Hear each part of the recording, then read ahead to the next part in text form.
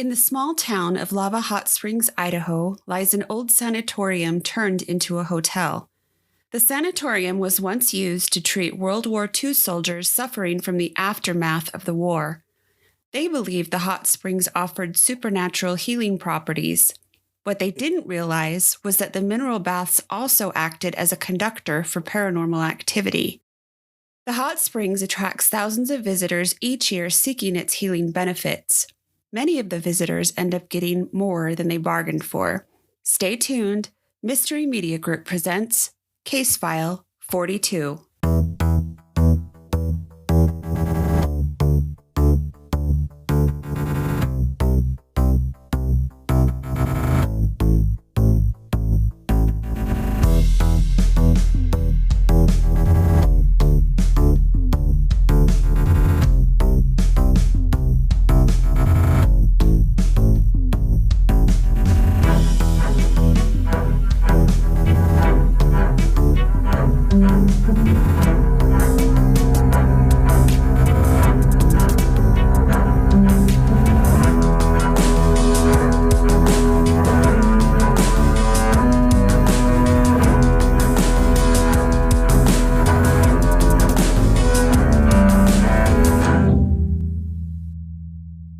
You are listening to Mystery Media Group. Yay!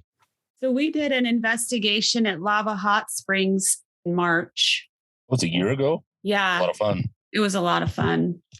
And unfortunately, not everybody who was there can join us today, but there's three of us here. You've got Mike and myself and Michelle from Time for God. Michelle's the one that takes all the good notes anyway, and we need her. I don't know why we wait so long to record some of these episodes.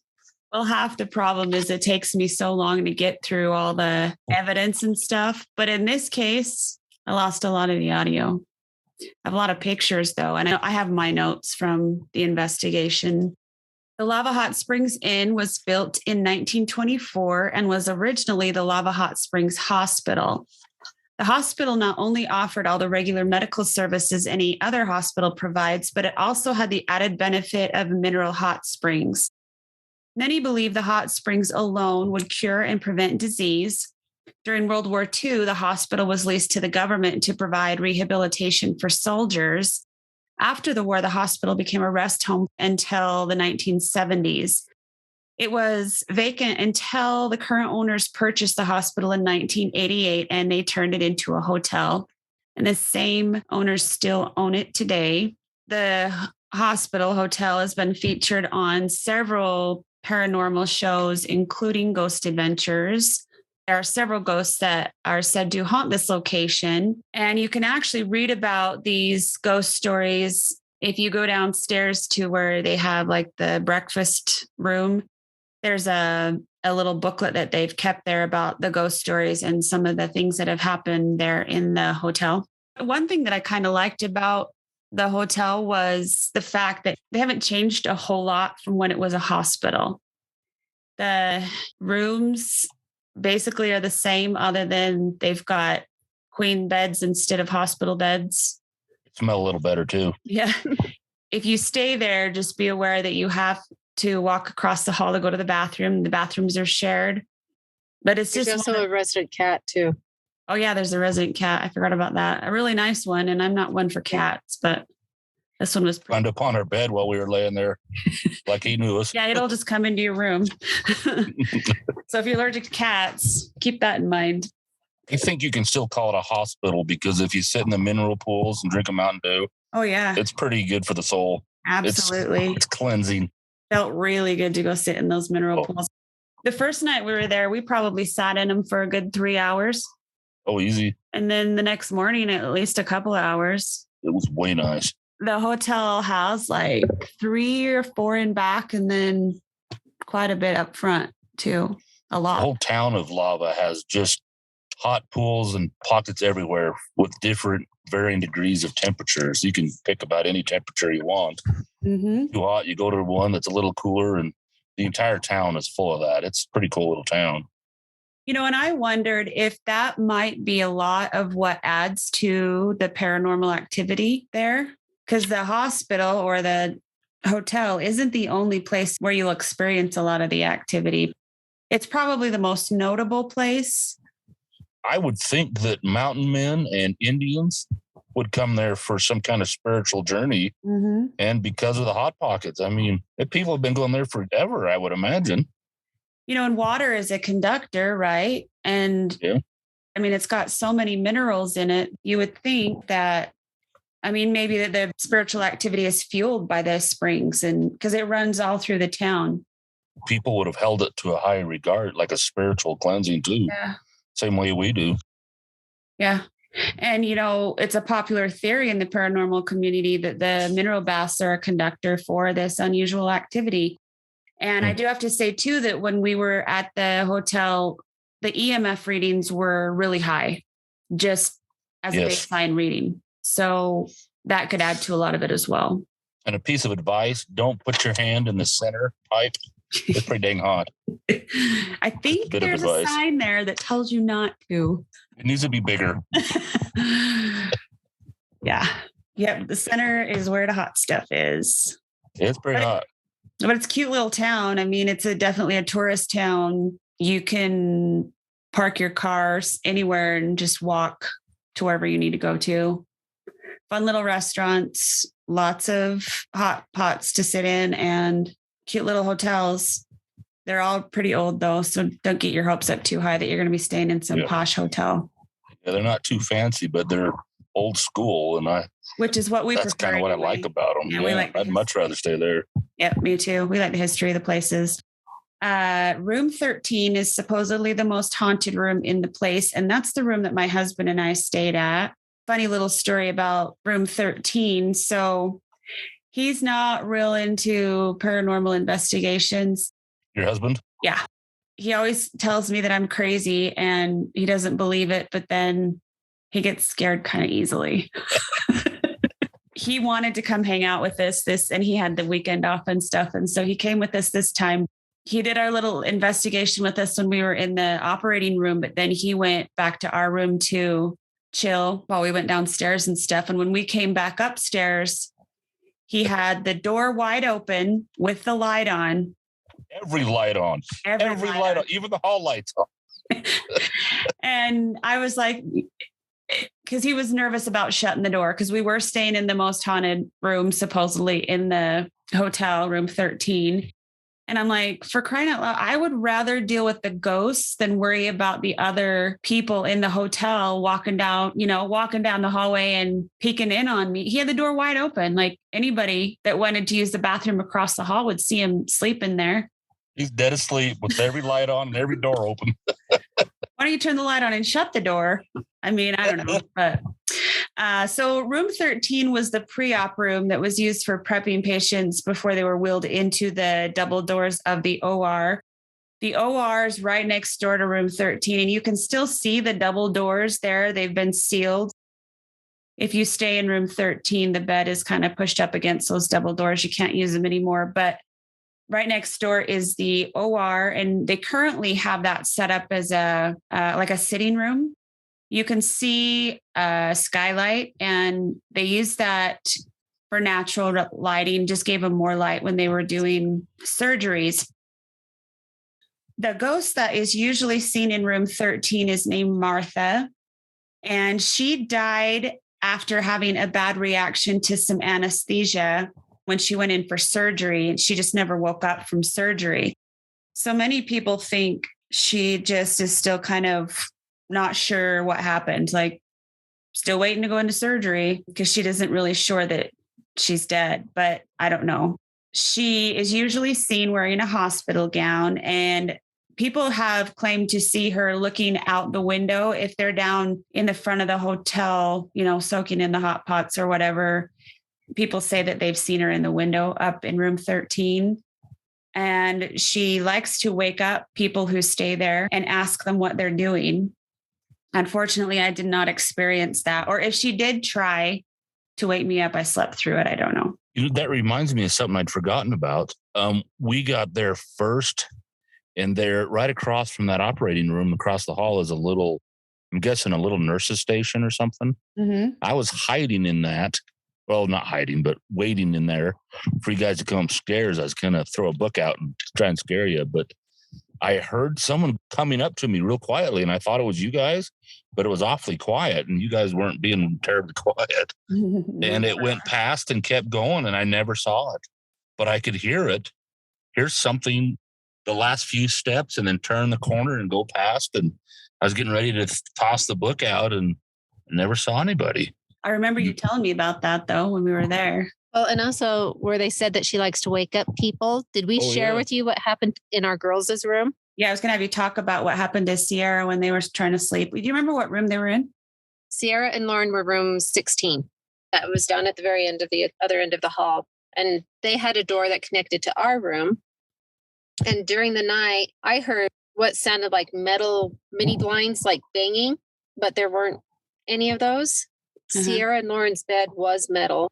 And the tones of the banging would change. You could tell it was metal banging, but it would be like really soft, higher tones. And then you'd get lower tones, like someone was banging on the bed. Mike heard some of the bangs also. And in the morning, Sierra said someone was tapping on the frame of their bed. At first, she thought it was the radiator, but after doing some looking around, it wasn't the radiator. So she kind of crawled back into bed. She kept hearing it again, but she didn't want to open her eyes to see if something was standing. What was doing it? Yeah, but she said it sounded just like somebody was tapping on the frame of their bed. And that's what I heard too. I was like, why are the girls playing in there? What are they doing? And I just dismissed it and stayed. I didn't know that part about the woman waking people up, though. Yeah. I didn't know that then. She didn't wake me up. I had the camera going all night too, and it died about a half hour after I turned it on. So if she showed up, the camera didn't get it. A lot of people also experience activity in the operating room, which is the sitting room right next door. Rooms 10 and 7 are also known to have apparitions. One of an elderly lady, nobody quite knows who she is, and then a World War II soldier. There's actually several soldiers that have supposedly been seen there. The basement contains the ghost of a little girl named Rose, who is mostly seen in there's like a spa type area down in the basement. One of the rooms they do massage therapy in, and that's where she's mostly seen. And then there's also the apparition of a shadow man down in the basement. They don't know who he is, but he's very tall and dark, and he hangs out in the boiler/laundry room, which used to be the hospital morgue. So that's interesting. We did actually talk to the guy that was running the desk that night. And he's like, I don't really believe in all this stuff, but there have been some crazy things that have happened here that he can't quite figure out. So he's getting to be more and more of a believer, but he says it's very common to hear footsteps go up and down the hall, which is sounds like what you heard, Mike. Mm-hmm. And he says you'll hear stuff in rooms when nobody's staying there. You can hear muffled conversations in places where there aren't any people, doors opening and closing on their own, which we experienced, just the feeling of being watched or followed. And this could be a result of the high EMF that's there. But anyway, that's about the extent of the ghosts that are supposedly seen there. We did start out in the operating room where we did a EVP/spirit box session. We also had Diane's rods with us too. Yeah, dowsing rods. Yep. I don't remember a lot happening there until I started asking questions regarding the war and soldiers. And it seemed like we may have gotten the presence of a World War II soldier. Once you introduced everyone in the operating room, the first thing that happened is we got a whistle 2 times across the spirit box before we even started. Like that kind of whistle? Well, not. It was almost like Joe's whistle. Like wait. But that was Mockingjay. That's Mockingjay. I know. I was like, that's not right. What is our? But it was like a 3-toned whistle.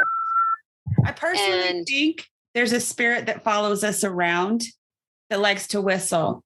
Yeah, the first time we heard it was in Joe's cave. Mm-hmm. No, I didn't hear it when it happened. No, we did not hear it when it happened, but that's the first time we captured it. The head that we've never found, it's never been discovered, is just following us around. And he's going to find that head. Okay, anyway, continue.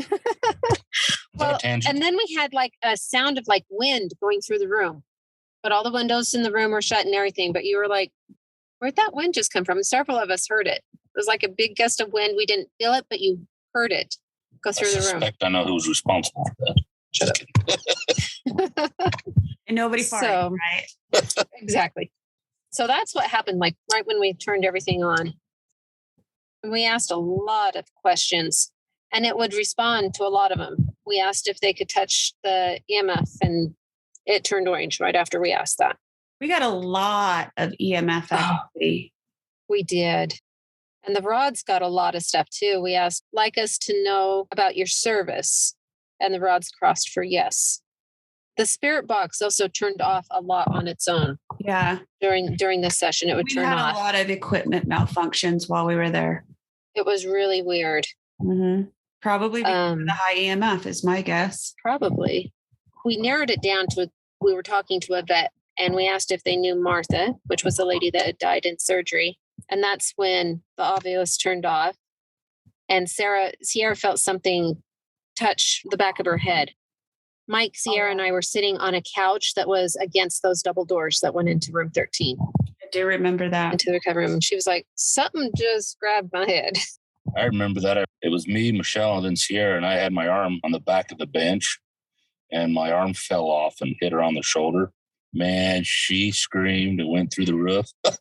Well, I remember her saying, like, she turned around real quick and she's like, "Are you touching my head?" That's why she was saying that, is because the first time it was my hand, but after that, something was poking at her hair or playing with it. Well, we asked several more questions, and the spirit box turned off at least 2 more times after that. The rods started pointing to room 13. And we asked, do you want us to go to room 13? And then they crossed for yes. Before we left, we go, what's your name? And we had ovuluses going. One was on Tice and one was Joey's. We got 2 answers. One was Mark, and the one said wait. And then we asked, what do we need to wait for? And the spirit box turned on by itself, which really threw me, because turning off, you could be like, oh, battery's getting played. But to turn on by itself, because you had set it on the table away from you at this point. Yeah. No one was even touching it, and it just turned on because you thought, oh, it's dead. We're not going to use it anymore, because it had shut off at least 2 times before that. Yeah. After several more questions, we got just random words on the ovilus, and then all the equipment we had stopped working except for the rods and the ovilus. The 2 video cameras we had stopped. The spirit box stopped. The EMF wasn't getting anything. We went through a lot of batteries too. We did. My thermal went through a lot of batteries. I brought tons of extra batteries, tons of extra charging cables, and we just couldn't keep anything charged. No. Well, and at this time, even the flashlight. Joey got on his ovilus frozen. When everything shut off, we were like, well, what just happened? He got frozen. He got the word frozen? He got the word frozen on his ovilus. And then Joey said he saw white orbs pass over Sierra and Mike and I. Which is where he got touched. Yep. That's pretty much what I got in the operating room. So after that, we moved into room 13. And we kept the door into room 12, where Tice and Cosette were staying. We kept that room open.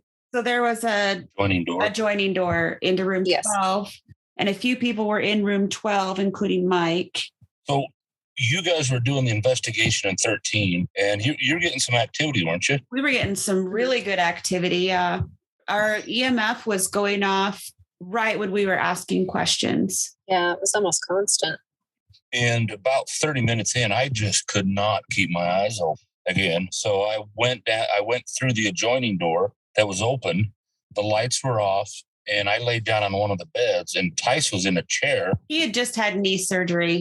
So he had his leg up. Yeah, that's right. And I kind of was dozing off and on, in and out of consciousness. And you guys asked a question, and the door to the room, not the adjoining door between 12 and 13, but 12 in the hallway, that door just flew open. I mean, with a lot of force. These doorknobs are really old, so you can hear them when you turn them, and you can hear them when they unlatch, when it clicks, when the latch pulls out of the frame. I didn't hear the doorknob rattle, but I heard the latch click. Because I wrote when that happened. The question we asked right before that door opened is, we asked, did you stay in room 12? And that door, it hit the wall so hard. Before that even happened, at the very beginning when we were in room 13, Tice and Joey were the only ones in 12 at that time. We asked if Martha was there. The EMF was still spiking, and we were telling her not to be scared. And the adjoining door between 12 and 13 closed. Right after the door opened into the hallway, which we hadn't used for quite a while, it slammed shut. Not like it bounced and slammed shut. It was wide open, so it wasn't like a vacuum that closed it, but it slammed shut about a minute later. We asked, was that you that opened the door? And the rods crossed for yes. And the spirit box said, indeed. During this, Mike had his thermal out because he came back into the room after the door opened and closed. You guys came and got me because you guys were using the thermal and you were getting something weird in the corner. And the EMF was frantically flashing red. But there was something in the corner by the door.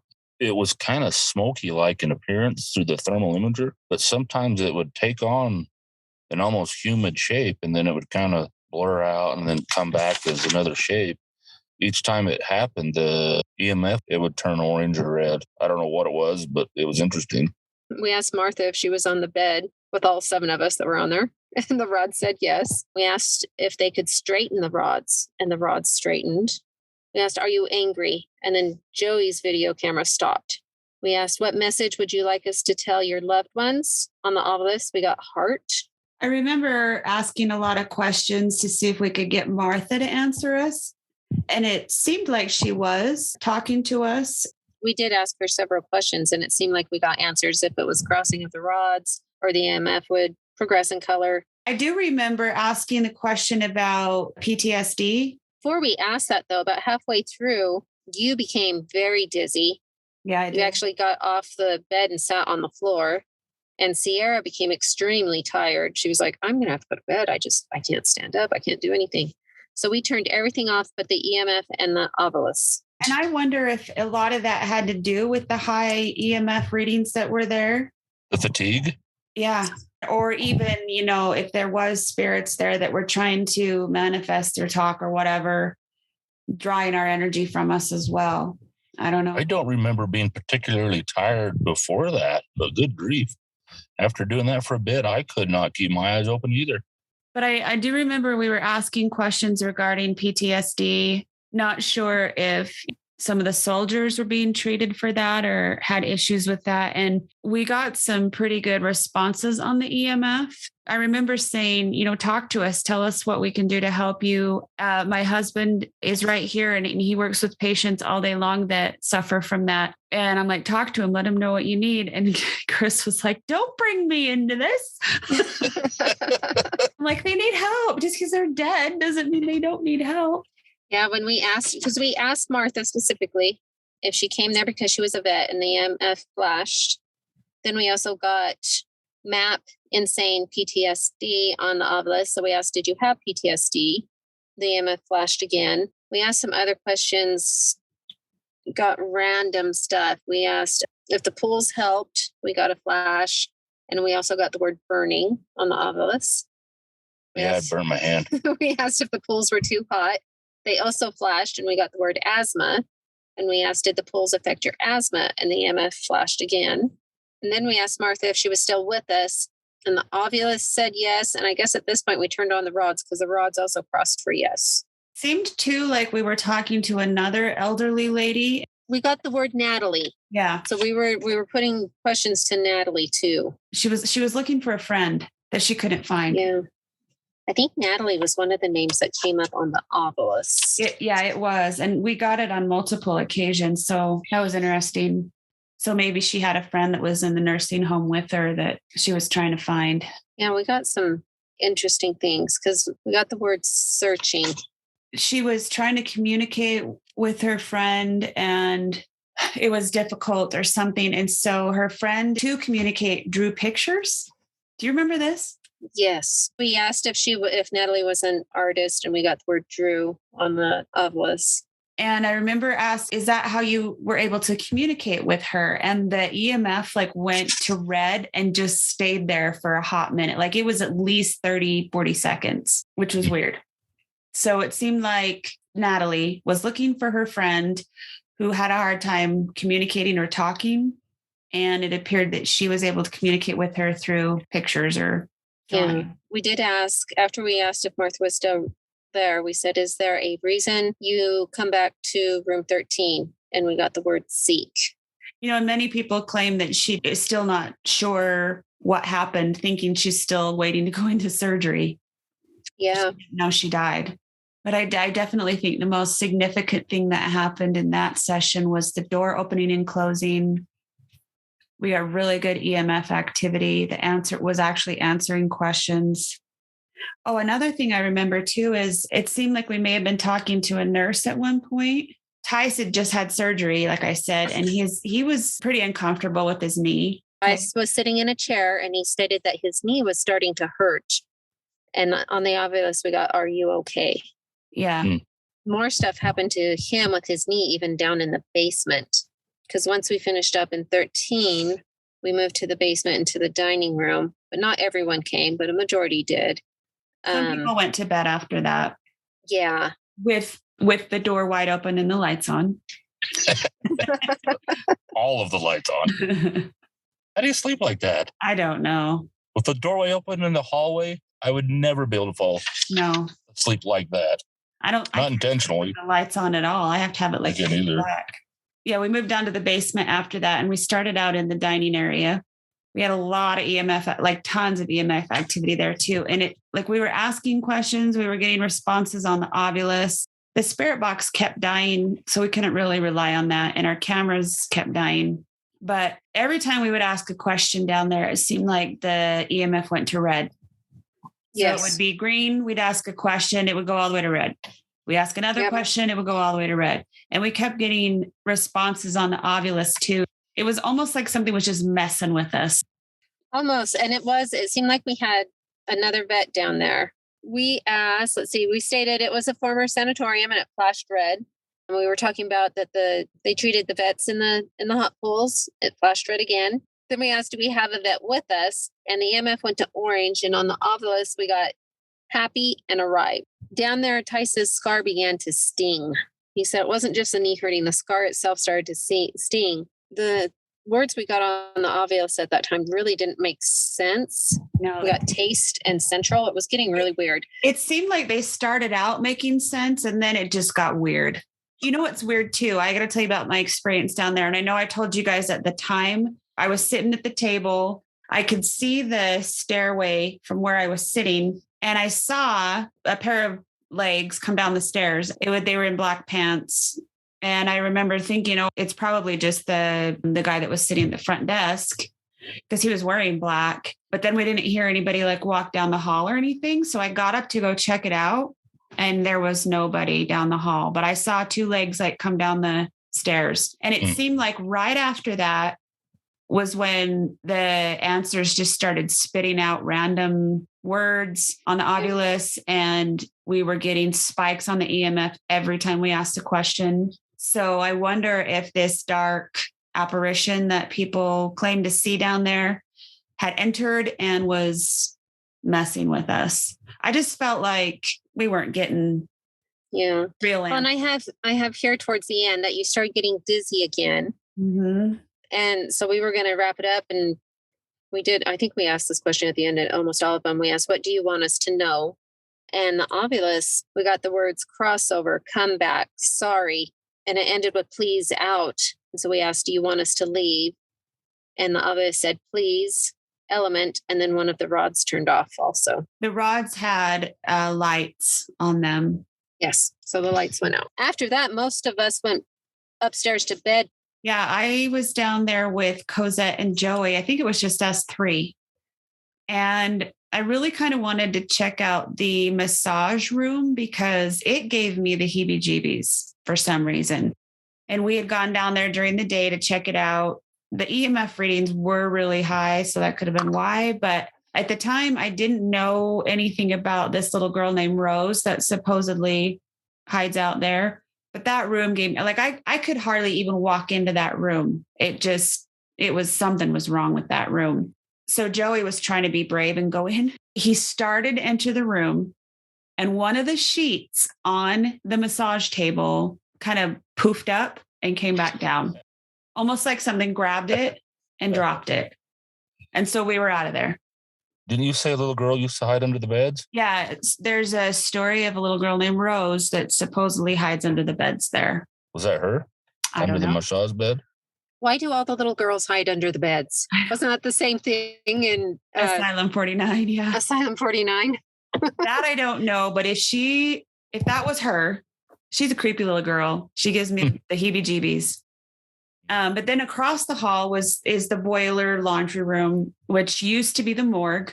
And we did go in there. The first little room is the laundry room. And we walked through the laundry room. And then there's another door that goes into the boiler room. And we could hear clanking and banging going on the other side of the door. But we thought, oh, that's just the boiler.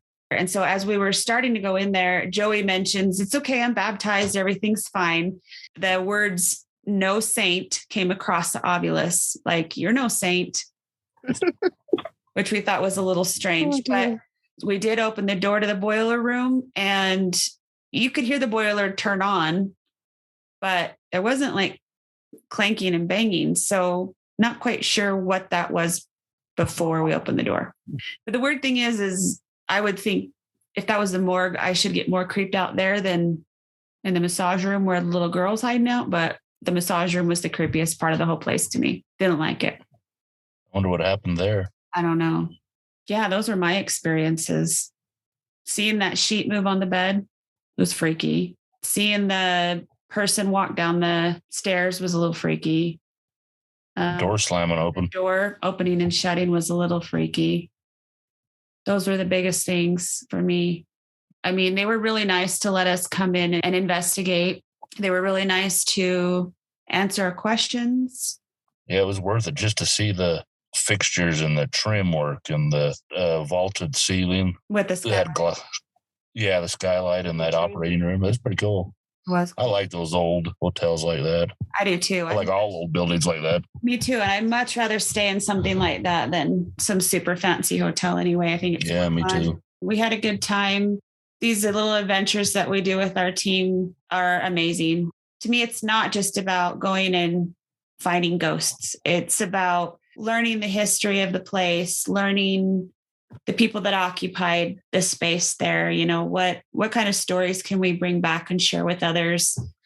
What can we do to help these spirits that are on the other side? Because they're people too. You know, if there's anything we can do to help them, then I'd like to. I don't know. Just being with your friends, hanging out in creepy places. Nothing better than that. Why is that fun? I think it strengthens the bond between everyone. You learn to rely on those on your team. Because since we've started doing this, I mean, our core little group, I think we're pretty tight and bringing others in and stuff. But we know that our core team that we've done so much with, they always have our back. If something is going to hit the ceiling and manifest itself or whatnot, we know we have people that have our back, and it's really strengthened the bonds, I think, that we have with each other. Yeah. And, everybody has their own little area of expertise too.